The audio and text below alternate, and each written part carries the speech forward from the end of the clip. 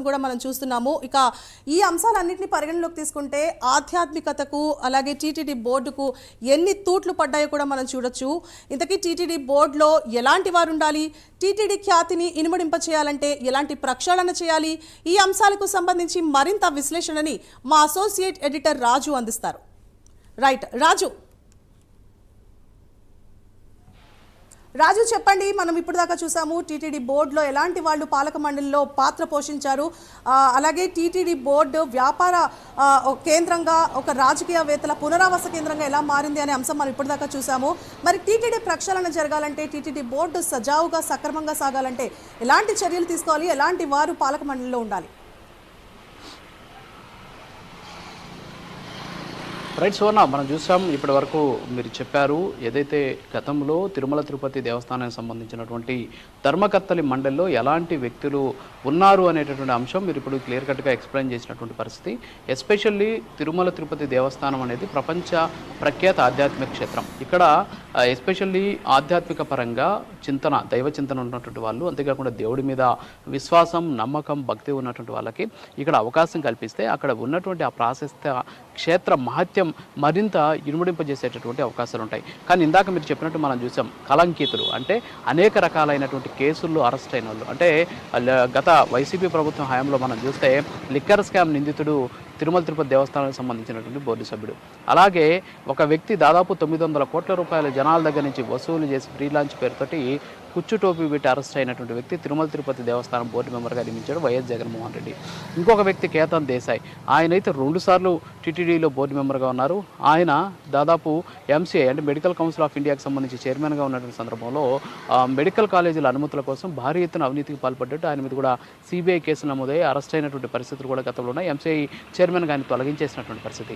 అంటే ఒక ప్రఖ్యాత పుణ్యక్షేత్రానికి కనీసం ధర్మకర్తలుగా మంచి నడవడిక, మంచి కాండక్ట్ ఉన్నటువంటి వ్యక్తులు లేరా అనేది ఇక్కడ మనకు స్పష్టంగా తెలుస్తుంది. ఎందుకంటే టీటీడీ అనేది ప్రపంచవ్యాప్తంగా కూడా పేరున్నటువంటి ఒక ఆధ్యాత్మిక సంస్థ కావడం, తిరుమల తిరుపతి దేవస్థానం ఒక స్టేటస్ సింబల్గా మారినటువంటి నేపథ్యంలో అక్కడ బోర్డు మెంబర్లుగా ఉండాలి, ధర్మకర్తలుగా కొనసాగాలి అంటే ఖచ్చితంగా అది ఒక స్టేటస్ సింబల్గా చాలామంది భావిస్తుంటారు. దానికోసం భారీ ఎత్తున పైరవీలు చేసి మరి ఆ బోర్డులో స్థానం సంపాదించుకుంటుంటారు. ఎంత దారుణం అంటే ఇందాక మీరు చెప్పారు, వైఎస్ రాజశేఖర రెడ్డి హయాంలో ఒక 3 బోర్డు మెంబర్లు అయితే ఏకంగా అక్కడ ఉన్నటువంటి స్వామివారి సేవా టికెట్లను, అంటే ఆర్జిత సేవా టికెట్లు అమ్ముకొని తిరుమల 2 టౌన్ పోలీస్ స్టేషన్ల వాళ్ళ మీద కేసు నమోదైనటువంటి పరిస్థితి మనం చూసాం. అంతేకాకుండా శేఖర్ రెడ్డి అనేటటువంటి చెన్నైకి చెందినటువంటి ఒక పారిశ్రామికవేత్తకి ఇస్తే ఆయన మనీ లాండరింగ్ కేసులు అరెస్ట్ అయ్యాడు, తర్వాత క్లీన్ చిట్ ఇచ్చింది, అది వేరే విషయం. సో ఇలాంటి వ్యక్తులందరూ కూడా తిరుమల తిరుపతి దేవస్థానానికి సంబంధించినటువంటి ధర్మకర్తలుగా కొనసాగడం ఏదైతే ఉందో ఇది ఏ విధమైనటువంటి దానికి ఆస్కారం ఉంటుంది. మరోపక్క తిరుమల తిరుపతి దేవస్థానం బోర్డు మెంబర్లుగా ఎస్పెషల్లీ రాజకీయ నాయకులు, లాబీయిస్టులు, అలాగే పైరవీలు చేసేటటువంటి వాళ్ళు, వ్యాపారవేత్తలు, వీళ్ళకి అవకాశం ఇస్తే రాజకీయ నాయకుడు రాజకీయం చేస్తాడు, వ్యాపారవేత్త వ్యాపారం చేస్తాడు, లాబీయిస్టు లాబింగ్ చేస్తాడు. వీళ్ళు పూజలు ఎప్పుడు చేస్తారు, భక్తి ఎప్పుడు చూపిస్తారు, ఆధ్యాత్మికత ఎప్పుడు బయటపెడతారు? సో తెలియనటువంటి పరిస్థితి. అంటే ఇది ఎస్పెషల్లీ వైసీపీ హయాంలో కలెక్టర్లకు ఇచ్చారు, ఖరీదు కేసులు ఉన్నటువంటి వాళ్ళకి ఇచ్చారు, ఎవరైతే ఆరోపణలు ఎదుర్కొంటున్నారో వాళ్ళందరికీ ఇచ్చారు. కానీ అంతకుముందంతా కూడా అదొక రాజకీయ పునరావాస కేంద్రంగా మారింది. రాజకీయాల్లో ఎవరైతే నిరుద్యోగులు ఉంటారో వాళ్ళందరినీ కూడా తీసుకెళ్ళి టీటీడీలో అకామిడేట్ చేయడం అనేది ఎప్పటి నుంచో వస్తూ ఉన్నటువంటి పరిస్థితి. సో వీళ్ళంతా కూడా అక్కడ టీటీడీలో ఉంటే వాళ్ళు ఏం చేస్తారు, రాజకీయ నాయకులు రాజకీయం చేస్తూ తమ ప్రతిష్టను పెంపొందించుకోవడం కోసం తిరుమల శ్రీవారిని ఒక అక్షయ పాత్రగా వాడుకుంటారు. ఇక వ్యాపారవేత్తలు వాళ్ళ వ్యాపారాన్ని పెంపొందించడం కోసం తిరుమల శ్రీవారిని ఒక కల్పవృక్షంగా వాడుకుంటారు. ఇక లాబీయిస్టులు అయితే ఇక చెప్పాల్సినటువంటి అవసరం లేదు. సో వీళ్ళంతా ఎందుకు అక్కడ? ఇందాక మీరు చెప్పారు, ఒక వ్యక్తి వైఎస్ జగన్మోహన్ రెడ్డి హయాంలో దాదాపు 4 సంవత్సరాలు, అంటే 5 సంవత్సరాలు జగన్మోహన్ రెడ్డి ముఖ్యమంత్రిగా ఉంటే 4 సంవత్సరాలు 3 దఫాలుగా ఒక వ్యక్తి తిరుమల తిరుపతి దేవస్థానానికి బోర్డు మెంబర్గా కంటిన్యూగా కొనసాగినటువంటి పరిస్థితి. అంటే ఏంటి అంటే ఎవరు లేరా? ఈరోజు ఇంతమంది ఎంతోమంది ఆధ్యాత్మికవాదులు ఉన్నారు, ఆధ్యాత్మిక చింతన కలిగిన వాళ్ళు ఉంటే వాళ్ళందరినీ కూడా పక్కన పెట్టేసి కనీసం తిరుమల శ్రీవారి దర్శనానికి కూడా రానటువంటి వాళ్ళని, సో నెలకొకసారి జరిగేటటువంటి ధర్మకర్తల మండలి సమావేశాలు కూడా హాజరయ్యేందుకు తీరిక లేనటువంటి వాళ్ళని తీసుకొచ్చి ఆ ధర్మకర్తల మండలి వేయడం వల్ల ఈరోజు ఎలాంటి పరిస్థితులు దాపురించనేది మనకు స్పష్టంగా తెలుస్తుంది. ఇప్పుడు నెయ్యికి సంబంధించి దేశవ్యాప్తంగా కూడా గగ్గోలు పెడుతూ ఉన్నారు, అక్కడ కల్తీ నెయ్యి వచ్చిందని. నిజంగా అక్కడ టీటీడీ ధర్మకర్తల మండలి ఎవరైతే ఉంటారో టీటీడీ ధర్మకర్తల మండలిలో నెయ్యికి సంబంధించి టెండర్కి సంబంధించి అక్కడ ఒక చర్చ నడుస్తుంది, చర్చ జరిగింది. ఆ చర్చ జరిగినప్పుడు నిజంగా అక్కడ సరైనటువంటి వ్యక్తులు కానీ టీటీడీ బోర్డు మెంబర్లుగా కానీ ఉండి ఉంటే 319 రూపాయలకు మీరు నెయ్యి అట్టిస్తారు అని ప్రశ్నించేవాళ్ళు. అలా ప్రశ్నిస్తే ఖచ్చితంగా ఇప్పుడు ఈరోజు మనం ఇలాంటి పరిస్థితి ఎదుర్కొనే వాళ్ళం కాదు. కొవ్వులు కలిపినటువంటి నెయ్యితోటి స్వామివారి ప్రసాదాలు తయారు చేసేటువంటి పరిస్థితి లేదు. దాన్ని అడ్డుకోవాలంటే ధర్మకర్తల మండలిలో సరైన వాళ్ళు ఉండాలి. సో ఇప్పుడు లేరు కాబట్టే ఈరోజు ఇలాంటి దారుణమైనటువంటి పరిస్థితి వచ్చింది. ఎందుకంటే నెయ్యి టెండర్కి సంబంధించి టీటీడీ ధర్మకర్తల మండలిలో చర్చించాలి. చర్చించిన తర్వాత దానికి ఫైనల్ చేస్తారు టెండర్. మరి చర్చించేటువంటి సందర్భంలో 319 రూపాయలు నెయ్యి వస్తుంది అనేసి ఒక్క బోర్డు మెంబర్ కూడా అడగలేదంటే వాళ్ళ తెలివితేటలు ఏ స్థాయిలో ఉన్నాయో ఇక్కడ మనకు స్పష్టంగా తెలుస్తుంది. అయితే నిజంగా ఈ విధంగా టీటీడీ బోర్డు మెంబర్లు ఉండడం కారణం చేత ఈరోజు తిరుమల తిరుపతి దేవస్థానానికి సంబంధించినటువంటి ప్రాశస్త్యం రోజు రోజుకు తగ్గిపోతూ వచ్చింది అనేది ఇక్కడ మనకు స్పష్టంగా తెలుస్తుంది. కేవలం ఉత్సవ విగ్రహాలుగా ఉండి ప్రతి రోజు కూడా లెటర్లు పెట్టుకొని దర్శనాలు పెట్టుకొని పైరువేలు చేసుకునేందుకు మాత్రమే ఈ టీటీడీ బోర్డు మెంబర్లంతా కూడా తిరుమల శ్రీవారిని వాడుకున్నారే తప్ప తిరుమల శ్రీవారి దర్శనార్థం వచ్చేటువంటి భక్తులకు ఆధ్యాత్మిక చింతనకు వీళ్ళు ఎక్కడ కూడా దోహదపడనటువంటి విషయము. అయితే ఇందాక మీరు ఒక ప్రశ్న అడిగారు నన్ను, ఎలాంటి వాళ్ళు ఉండాలి?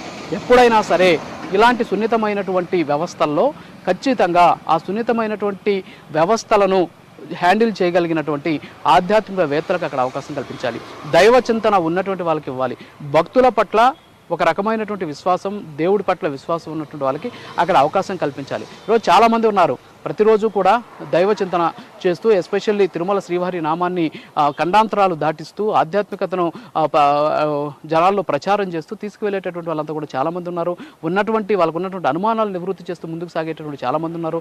మరికొంతమంది అయితే ఏకంగా గుళ్ళు కట్టి ఆ గుడుల్లో ప్రతిరోజు కూడా స్వామివారికి అవసరమైనటువంటి నిత్య కైంకర్యాలు చేసేటటువంటి అనేక మంది ఆధ్యాత్మికవాదులు ఉన్నారు. సో ఇలాంటి వాళ్ళకి అక్కడ అవకాశం కల్పిస్తే తిరుమల శ్రీవారి క్షేత్రంలో ఏం జరుగుతుంది, అసలు అక్కడ ఎలాంటి పూజలు జరుగుతున్నాయి, ఎలాంటి ఉత్సవాలు జరుగుతున్నాయి? ఇప్పుడు ఇందాక మనం చెప్పుకున్నటువంటి మీరు చెప్పినటువంటి ఆ బోర్డు మెంబర్లో చాలామంది తెలియదు అసలు తిరుమల శ్రీవారికి ఎలాంటి పూజలు చేస్తారు, తిరుమల శ్రీవారికి ప్రతిరోజు జరిగేటువంటి కైంకర్యాలు ఏంటి, స్వామివారికి సమర్పించేటటువంటి నైవేద్యాలు ఏంటి, స్వామివారికి నిర్వహించే బ్రహ్మోత్సవాలు ఎన్ని రోజులు చేస్తారు, ఎలాంటి పూలు వాడతారు, అవి ఎక్కడి నుంచి వస్తాయి, తయారు చేసేటువంటి ప్రసాదాలు ఎన్ని రకాలు ఉంటాయి, దిట్టం అంటే ఏంటి, ప్రోక్తం అంటే ఏంటి, స్వామివారికి చేసేటటువంటి కైంకర్యాలు ఏంటి, పౌలింపు సేవ ఏంటి, కనీసం మేల్కొల్పు ఏంటి, ఇవి కూడా తెలియనటువంటి వ్యక్తులు, తిరుమల శ్రీవారి 3 నామాలు ఎలా ఉంటాయి కూడా తెలియనటువంటి వ్యక్తులను తీసుకొచ్చి రోజు టీటీడీలో ధర్మకర్తల మండలిలో సభ్యులుగా ఏర్పాటు చేస్తే వాళ్ళ ఆస్తులను, వాళ్ళ లాబింగ్ను లేకపోతే వాళ్ళ వ్యాపారాలను పెంచుకునేందుకు ప్రయత్నిస్తారు తప్ప అక్కడ ఉన్నటువంటి క్షేత్ర ప్రాశస్త్యాన్ని పెంపొందించేటటువంటి ప్రయత్నం ఏ ఒక్కరు కూడా చేయరు.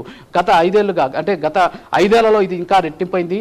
ఎస్పెషల్లీ కేసుల్లో ఉన్నటువంటి నిందితుల్ని, క్రిమినల్స్ని తీసుకొచ్చి తిరుమల తిరుపతి దేవస్థానం ధర్మకర్తల మండలిలో పెట్టారు. హైకోర్టు కూడా సీరియస్గా వార్నింగ్ ఇచ్చింది. ఇందాక మీరు చెప్పినటువంటి ఆ ముగ్గురు ఎవరైతే ఉన్నారో, కేతన్ దేశాయ్ కావచ్చు, అలాగే బూదాటి లక్ష్మీనారాయణ కావచ్చు, అంతేకాకుండా అంత ముందు ఉన్నటువంటి పెనబాక ఆయన ఎవరైతే ఉన్నారో చరచంద్రారెడ్డి. సో వీళ్ళ ముగ్గురిని వెంటనే బోర్డు నుంచి తీసేయండి అని చెప్పేసి హైకోర్టు ఆదేశాలు కూడా జారీ చేసినటువంటి పరిస్థితి. ఇంత దారుణమైనటువంటి స్థితికి ఈరోజు టీటీడీని తీసుకొచ్చారు. అందుకే అక్కడ జరగాల్సినటువంటి అపచారాలన్నీ కూడా జరిగిపోతూనే ఉన్నాయి. అక్కడ ఉండాల్సినటువంటి సరైనటువంటి వాళ్ళు లేకపోవడం వల్ల ఇలాంటి పరిస్థితి దాపురించింది. అయితే ఇప్పుడు కూటమి ముందు ఒక అద్భుతమైనటువంటి అవకాశం ఉంది. ఇప్పటి వరకు జరిగినటువంటి ఈ పాఠాలన్నింటినీ కూడా గుణపాఠాలుగా మార్చుకొని ఇప్పటికైనా సరే త్వరలో ఏర్పాటు కాబోయేటటువంటి ధర్మకర్తల మండలిలో సరైనటువంటి వాళ్ళని, దైవ చింతన ఉన్నటువంటి వాళ్ళని, ప్రతిరోజు దేవుడికి పూజలు చేసేటువంటి వాళ్ళని, ఆలయాలు నిర్మించినటువంటి వాళ్ళని, అలాంటి వాళ్ళని తీసుకొచ్చి అక్కడ కానీ చైర్మన్లుగా, బోర్డు మెంబర్గా కానీ నియమిస్తే ఖచ్చితంగా అక్కడ జరిగేటటువంటి ఇప్పటివరకు జరిగినటువంటి అరాచకాలకి కొంతైనా చెక్కుబట్టేటటువంటి అవకాశాలు. ఇందాక మనం చూసాం టీటీడీ చైర్మన్గా రాజకీయ నాయకుడు కావాలా అంటే ఎంపీలు మాత్రమే దానికి అర్హత కలిగిన వాళ్ళ, ఎమ్మెల్యేలు మాత్రమే అర్హత కలిగిన వాళ్ళ, ఇంకెవరు లేరా? ఏంటి అసలు ఇంత దారుణమైనటువంటి ఒక వ్యవస్థను తయారు చేసి ఈరోజు నెయ్యిలో కొవ్వు కలిసిందని చెప్పేసి దేశమంతా కూడా గగ్గోలు పెడుతూ ఉన్నటువంటి పరిస్థితికి ఎవరు తీసుకొచ్చారు? ఈ రాజకీయ నాయకులు తీసుకొచ్చారు. సో దీని అంతటికీ కారణం ఏంటంటే తిరుమల తిరుపతి దేవస్థానం రాజకీయ పునరావాస కేంద్రంగా మారడం, లాబీయిస్టులకు అక్షయ పాత్రగా మారడం, వ్యాపారవేత్తలకు కల్పవృక్షంగా మారడం. సో ఈ కారణం చేత తిరుమల తిరుపతి దేవస్థానం ప్రాశస్త్యం రోజు రోజుకి దెబ్బతింటుంది. గతంలో అంటే టీటీడీ వ్యవస్థ ఏర్పడక ముందు అక్కడ ఉన్నటువంటి ఏదైతే ఈ స్వామివారికి సంబంధించినటువంటి కైంకర్యాలు కావచ్చు, స్వామివారికి సంబంధించినటువంటి నిత్య పూజలు కావచ్చు, అక్కడ పాలనాపరమైనటువంటి వ్యవహారాలన్నీ కూడా అప్పుడు ఉన్నటువంటి అక్కడ మహంతులు చూసేవారు. సో ఈ మహంతులు అనేవాళ్ళు దైవచింతనతో కలిగినటువంటి వాళ్ళు. ఈ మహంతుల పాలనలో తిరుమల తిరుపతి దేవస్థానం ఖ్యాతి నలువైపులా కూడా వ్యాప్తి చెందినటువంటి పరిస్థితి.